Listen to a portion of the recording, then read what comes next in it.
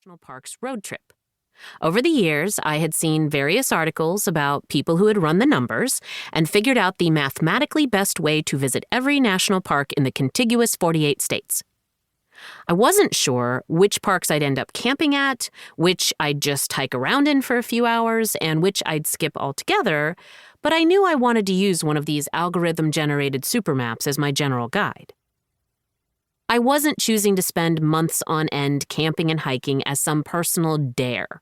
It wouldn't be a trial by fire in which seeing if I could lug a backpack up a mountain or sleep outside would teach me something about myself. Hiking had already taught me things about myself. For example, if I exercise for more than 5 minutes, my entire face and body turn hot pink and stay that way for the entire rest of the day. I am Irish. But being in nature feels comfortable to me. And right, I'm an outdoors person. Hiking is one of maybe 3 things I truly love doing, along with playing tennis and watching network dramas about high-achieving women who drink too much.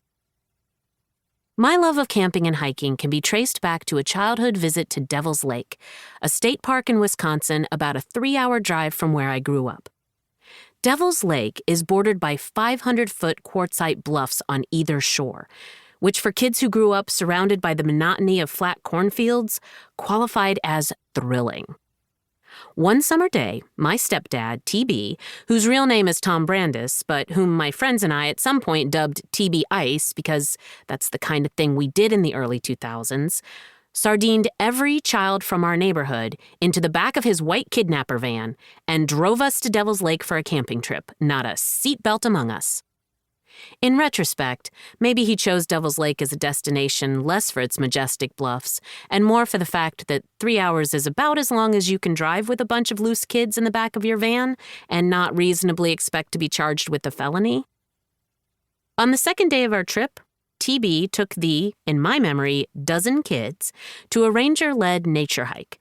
At the end of the hike, the ranger described a rock formation that anyone who was interested could find by hiking just a 1/10 of a mile farther.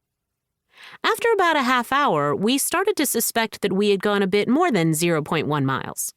In fact, we had no idea where we were. TB, fulfilling his role as the only adult among us, told us we would be turning back and retracing our steps.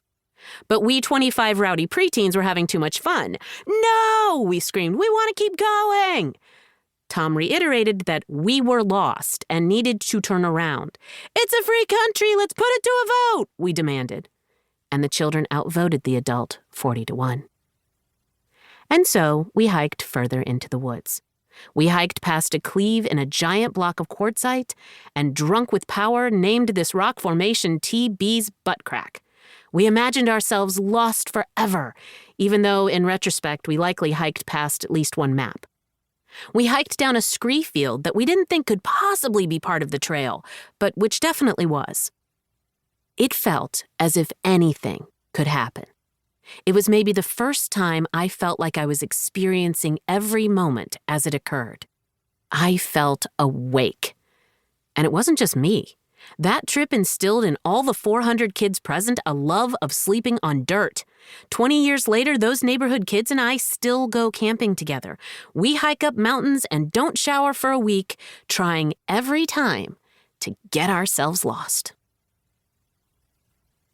The difference between those trips I regularly took with my friends and the trip I was about to embark on all alone was that I would be traveling not for a week, but for months.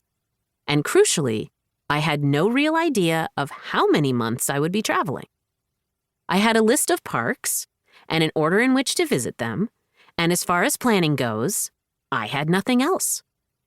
This uncertainty, for me, was far more uncomfortable than sleeping on the hard ground in the middle of the desert, or, as I ended up doing just as often, sleeping in my stepdad's Prius in the middle of the desert because I felt too lazy to set up my tent.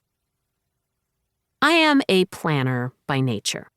I am high-strung. I am a person who makes an 8-page Google Doc for a 1-week trip. But in the case of this trip, I flew out on a Tuesday and had no idea where I'd be sleeping on Wednesday. Trying to exert my will on the universe for 1 week was one thing.